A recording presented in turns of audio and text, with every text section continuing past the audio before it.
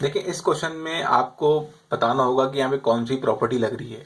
तो प्रॉपर्टी याद करना थोड़ा मुश्किल काम है, तो उसका एक आसान सोल्यूशन मैंने निकाला है कि आपका क्वेश्चन वन है। देखिए इसमें आपने क्या करना है, जो वैल्यू आपको दी गई होगी पहली उसको आपने ए सपोज कर लेना है। ओके, ए इक्वल्स टू 1/2 और दूसरी वैल्यू है उसको आपने बी सपोज कर लेना है। अब जाना है क्वेश्चन के अंदर। देखिए क्वेश्चन के अंदर जहाँ 1/2 लिखा हुआ है आपने देखना इसको आपने क्या सपोज किया, 1/2 को ए सपोज किया तो 1/2 की जगह ए आ जाएगा। ओके, प्लस की साइन आ गई। 2/3 लिखा हुआ है, अब 2/3 को हमने क्या सपोज किया, बी सपोज किया है, तो 2/3 बी आ जाएगा इजिकल्स टू। और फिर देखेंगे क्या लिखा हुआ है 2/3, अब 2/3 की हमने क्या सपोज किया बी, तो बी आ गया प्लस 1/2 की जगह क्या आ जाएगा, ए आ जाएगा। तो A plus B equals to B plus A, ये कहलाती है कम्यूटेटिव प्रॉपर्टी ऑफ एडिशन। तो ये एक आसान सॉल्यूशन तरीका है इस तरह की क्वेश्चन में आइडेंटिफाई करने का कौन सी प्रॉपर्टी लग रही है, क्योंकि प्रॉपर्टी थोड़ा मुश्किल काम होता है याद करना। तो देखिए इसमें आप पूरे एक्सरसाइज में एक बात नोट करेंगे कि 3-4 नंबर ही होंगे जो बार बार इजिकल्स टू के बाद रिपीट हो रहे होंगे, तो आपने उन 3-4 नंबरों को सपोज कर लेना है। ओके, क्वेश्चन 2 को देखें तो उसमें जो पहली वैल्यू है उसको हम ए सपोज कर लेंगे। जैसे मैंने आपको पहले कहा ए क्या लेंगे हम लोग, पहली वैल्यू को ए ले लेंगे। ए क्या है 4/3 हो गया। अब ब्रैकेट में दूसरी वैल्यू लिखी हुई है 1/1/3, तो इसको बी ले लेंगे। एंड फिर तीसरी वैल्यू क्या है 2/3, तो उसको सी ले लेंगे। अब इस क्वेश्चन के अंदर जहां भी 4/3 वहां क्या आ जाएगा, ए आ जाएगा, क्योंकि हमने 4/3 को ए सपोज किया है। प्लस की साइन आ गई, ब्रैकेट 1/1/3 को हमने क्या सपोज किया, बी सपोज किया, तो इसकी बी आ जाएगा, बी आ गया। प्लस प्लस 2/3 को हमने क्या सपोज किया है, सी सपोज किया है, तो 2/3 यहाँ सी आ जाएगा इक्वल्स टू। फिर क्या है 4/3, 4/3 को हमने क्या सपोज किया ए, तो यहाँ लिख दिया हमने, प्लस लिखा, प्लस आ गया।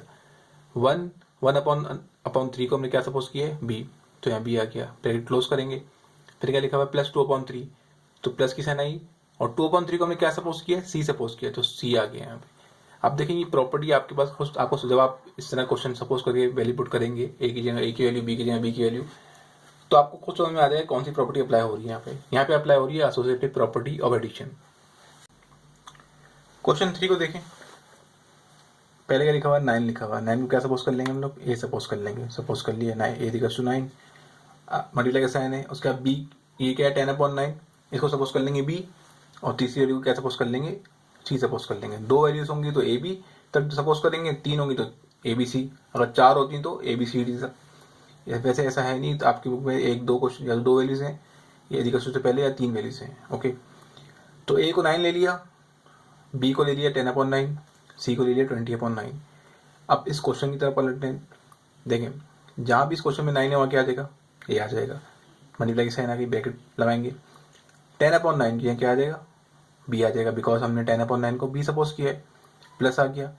20/9 को क्या लेंगे हम लोग, सी लेंगे, बिकॉज हमने 20/9 को सी सपोज किया है, तो ये आ गया। यानी 9 की जगह क्या आ गया, ए आ गया, 10/9 की जगह बी आ गया, एंड 20/9 की जगह सी आ गया इक्वल्स टू। अब दोबारा देखते हैं, यहाँ के लिए 9 लिखा हुआ है, तो 9 की जगह क्या आ गया, ए आ गया, क्योंकि 9 को हमने ए सपोज किया। मल्टीप्लाई मल्टीप्लाई, अब देखें 2 नंबर के बीच में कोई साइन लगी हुई नहीं, तो इसका मतलब मल्टीप्लाई हो गई हो। 10/9 की वैल्यू क्या है बी, तो बी आ गया, प्लस की साइन लगाएंगे, प्लस की साइन लगा दी।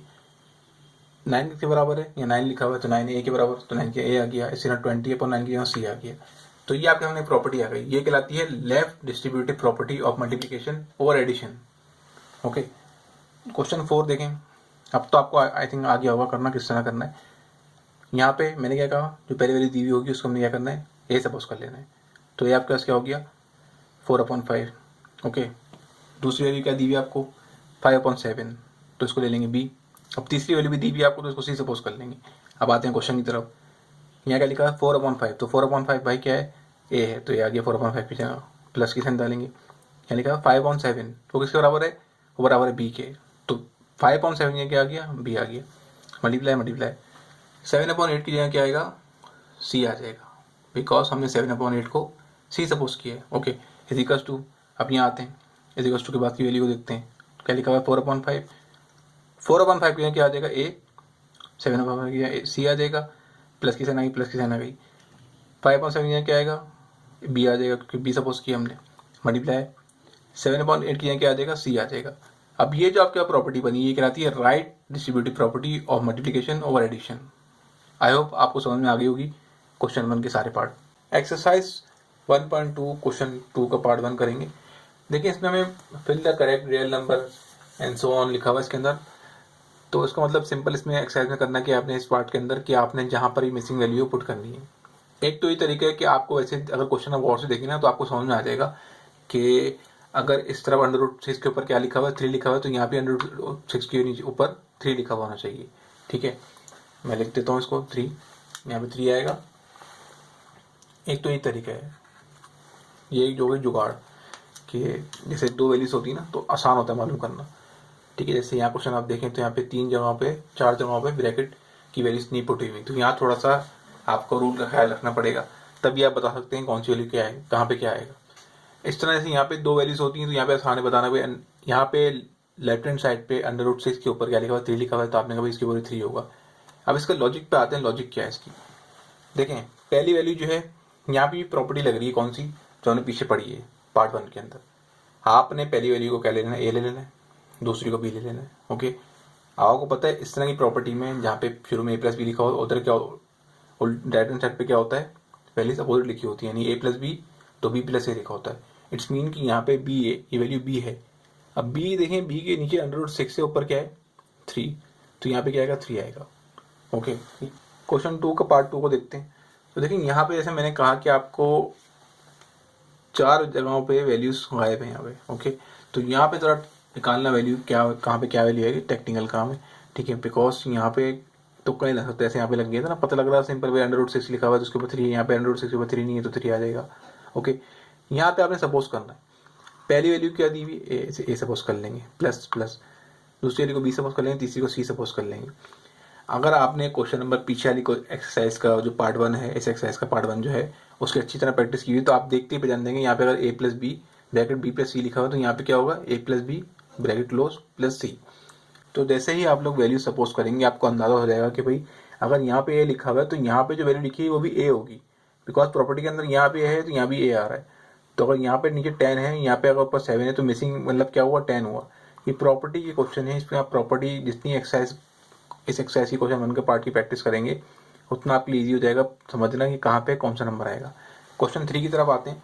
तो देखें इसमें क्या है आपके पास, इसमें वैल्यूज 2 क्रॉस में कैंसिल हो रही है, यानी कि दोनों नंबर क्रॉस में कैंसिल हो रहे हैं, तो इसको कैंसिल कर देंगे, 50-50 से कैंसिल हो गया। तो क्या आंसर है आपके पास, आपका आंसर है 1। ठीक है, क्योंकि यहाँ पे 1 बचा और यहाँ 1 बचा, 1 बन जा 1 होता है। ओके, क्वेश्चन 4 के ऊपर आते हैं। देखिए यहाँ भी क्रॉस में वैल्यूज मल्टीप्लाई हो रही हैं, कट रही है, मतलब बस ब्रैकेट लगा हुआ है। 59 में काटेंगे 59 से, 95 काटेंगे 95 से, तो क्या आंसर आएगा 1 1 जा 1। ओके, क्वेश्चन 4-5 पे आते हैं। यहाँ पे देखें क्या हो रहा है, यहाँ पे 2 वैल्यूज प्लस माइनस हो रही है। अगर इसको मैं सॉल्व करके दिखाऊँ आपको, इस ब्रैकेट को खोलता हूँ मैं तो -21 ओके प्लस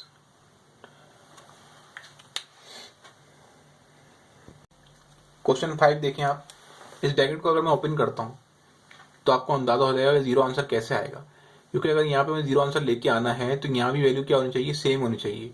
तो क्योंकि सेम होंगी तो कट जाएंगी, आंसर 0 आ जाएगा। ठीक है, जैसे अगर आपके a लिखा हुआ है, ए जैसा a माइनस में ही है, अगर आपको 0 लेके आना है यहाँ पे तो आपके यहाँ भी वैल्यू क्या होनी चाहिए, a में होनी चाहिए, लेकिन उसकी साइन अपोजिट होनी चाहिए, बिकॉज अपोजिट साइन होती है तो आपस में वैल्यू कैंसिल हो जाती है, इस तरह 0 आंसर आता है आपके पास। क्वेश्चन 4-6 जो है उसमें मैंने आपको बताया कि प्रॉपर्टी है, क्योंकि पहली वैल्यू को हमने ए सपोज किया, ओके, दूसरी को सपोज किया बी, तीसरी को सी सपोज किया। जैसे ही अभी सपोज करेंगे आपको आइडिया हो जाएगा कि यहाँ पे ए लिखा हुआ है, मतलब क्योंकि प्रॉपर्टी में ए आता है तो इट मीन कि ये ए है। तो यहाँ पे ए के पास क्या है, ए के पास 5 के नीचे क्या वैल्यू 8 लिखी हुई थी, यहाँ पे 8 आएगा। इसी तरह आपने देखा भाई यहाँ पे ये पूरा ब्रैकेट मिसिंग है, तो यहाँ पे आपने देखा यहाँ सी लिखा होगा, यहाँ पे सी के पास क्या लिखा हुआ है 5.7, तो आपने सीधे से यहाँ पे 5.7 लिख दिया, क्योंकि आपको पता है कि यहाँ पे जो सी के साथ लिखा होगा वही यहाँ पे भी सी के साथ होगा।